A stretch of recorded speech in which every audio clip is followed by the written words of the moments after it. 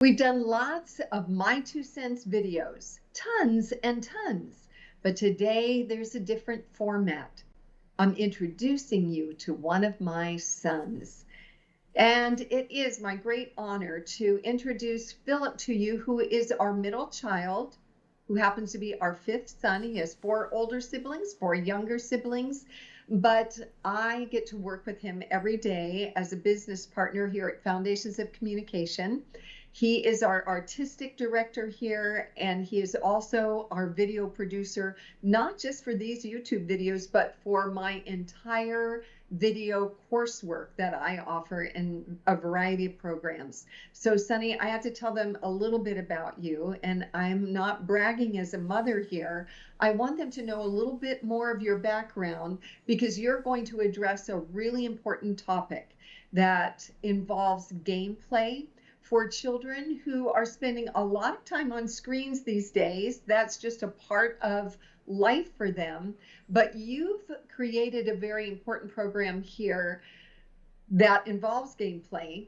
But I'm going to tell them also how you were qualified to do that. So some of your background involves, I know it very well, but I want them to know it.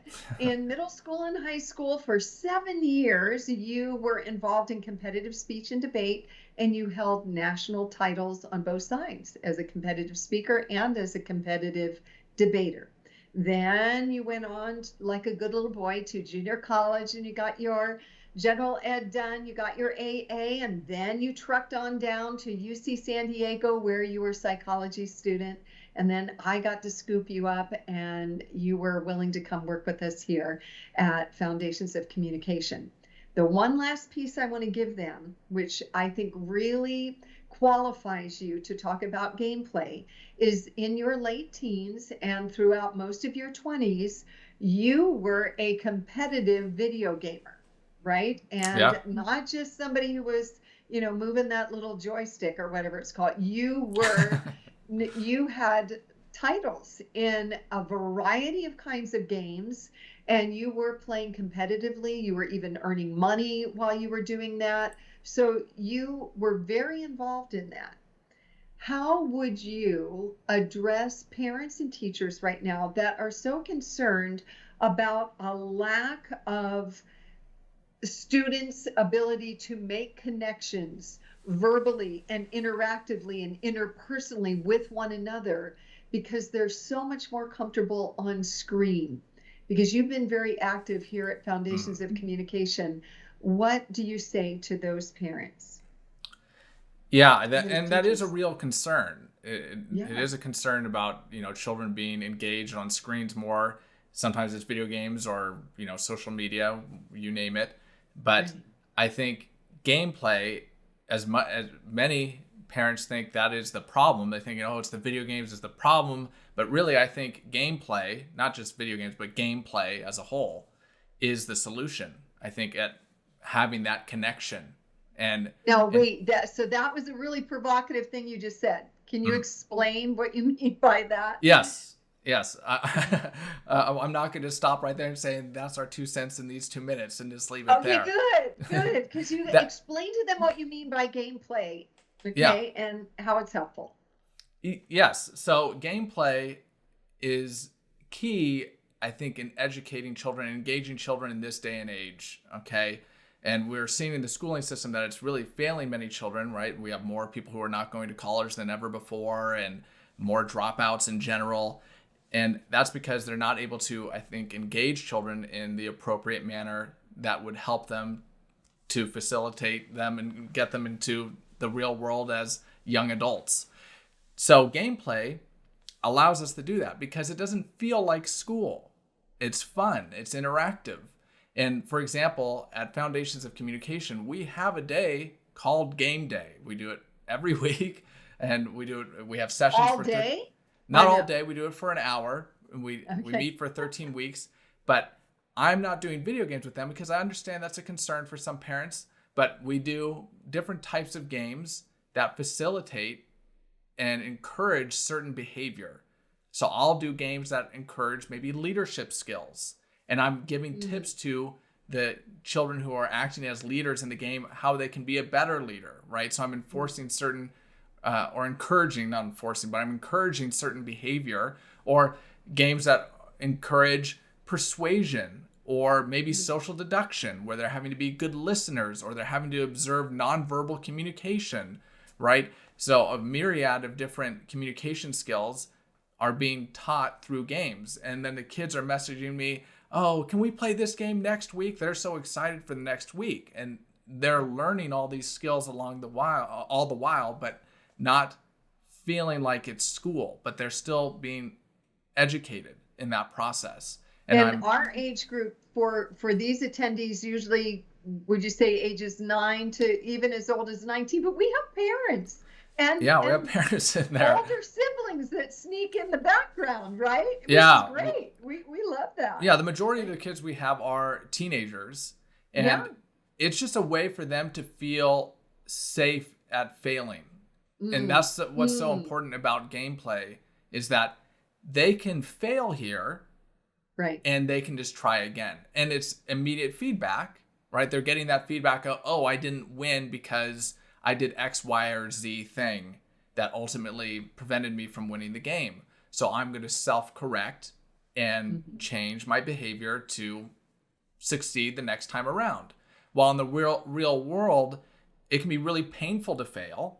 And it makes it scary to try again, because it's not. And students, go ahead. Sorry, but students, as an educator for more than 40 years myself, I know how horrible that felt when I had to hand back the essay and my red markings were everywhere, or they got a D on a grammar test or an essay test.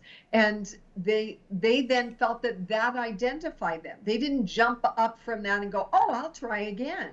But you found time and time again with this gameplay, they feel safe. They don't feel like even if they lost something that identifies them, they jump back in and think next time, and they build a new strategy. Is that right? Do I know that? They build a new strategy. And that isn't to say that academics, we're not trying to say that there shouldn't be grades or something like that. That's, we're not trying to debate that. Yeah. But I was specifically talking about more of communication skills, right? If you're trying certain things in the real world and you fail there can be really negative repercussions. But if you were to try those things in gameplay, right, it's a game. Everyone there knows it's a game. And so when people are experimenting and trying things, that sense of failure doesn't cripple them. They're not going to think, oh, I don't want to do that again. I didn't like that. That was embarrassing, or that was whatever negative feeling, right? They just think, I'm going to try again.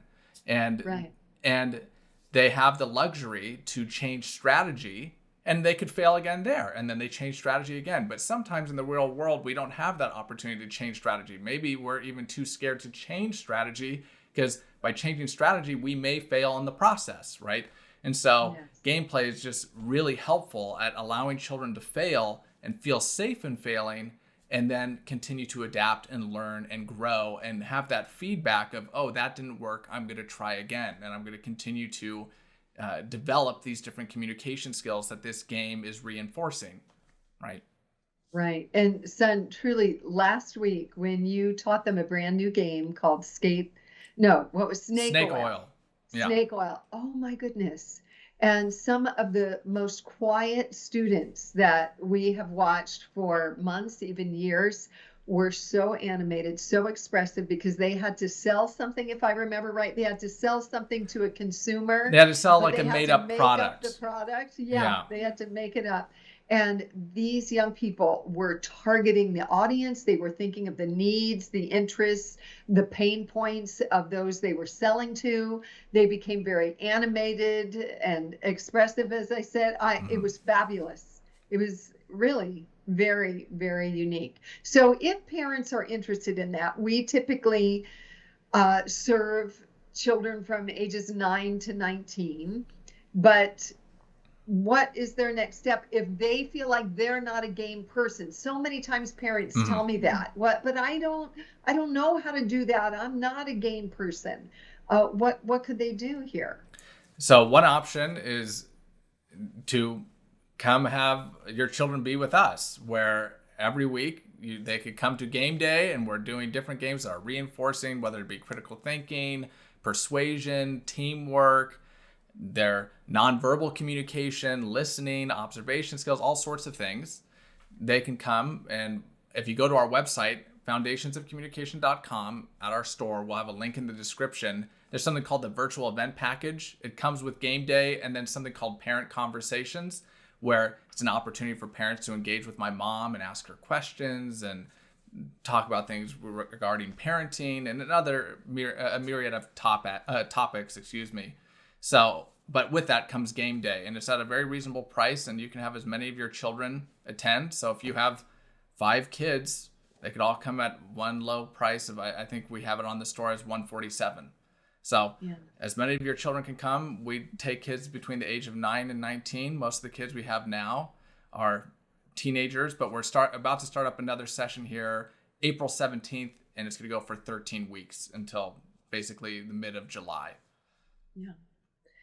And Philip, again, I am thankful that you would come on here with me. I didn't want you to be the unsung hero any longer. I wanted people to know about you. And I admire the way that you have taken all the gaming that you've done in the past and you've reconfigured it to help these young people learn connection skills, to learn communication skills, and to feel very safe while they are doing it. You definitely provide that atmosphere for them. I'm an observer every week. Sometimes I get to be a participant too, and I'm grateful to you. So I know we've gone way beyond our 2 minutes, but I think both of us gave our 2 cents here. And bottom line, I know, and you know, gameplay is a very critical part of building strong communication habits and feeling successful. Absolutely. I think it is absolutely vital. So even if you don't do gameplay with us, please start doing gameplay at your home. It doesn't have to be video games. You can do board games, whatever you want. You can do a game night maybe every Friday or every Saturday. Do something. It's a way to engage your children, have a relationship with them, and it's a way for you to kind of foster good communication skills. If there's certain skills that you want to develop in your children, do it through games. Because again, they'll feel safe doing it, and it will be fun. And it doesn't feel like a lecture. It feels like this is a fun activity, and they're trying to win at the game. And they get to see you struggle and learn along the way too. So it's fun. All right. Thank you, son. I brought you out from behind the camera here, and thank you for exposing yourself and encouraging these parents. All right. My pleasure. My 2 cents. And your 2 cents too. My 2 cents, but not in these 2 minutes. No, we went well beyond 2 minutes. All right. Until next time, be well.